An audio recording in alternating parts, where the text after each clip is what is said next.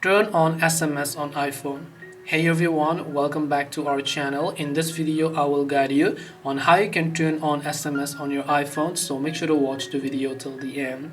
Now, if you want to turn on SMS on your iPhone, let's say it is already going to get turned on by default. You don't really have to do anything. As long as your SIM card or maybe your physical or eSIM card is inserted properly, your SMS will get automatically turned on. But regardless, if you'd still like to check it, you can open the settings application here, and then you can simply go to the option here known as messages and then tap on it. Now under messages, if you're talking about iMessage, then you can simply turn on iMessage over here. Under it, you should be able to send as SMS whatever else it is. Now instead of sending as MMS, which is multimedia message, if you want to send as SMS when iMessage is unavailable, you can just turn on this toggle to turn on SMS on iPhone. If this video was helpful, make sure to leave a like and comment on the channel. Hope this video helped you. If you have any questions, feel free to leave them down. Thank you for watching and see you in the next video.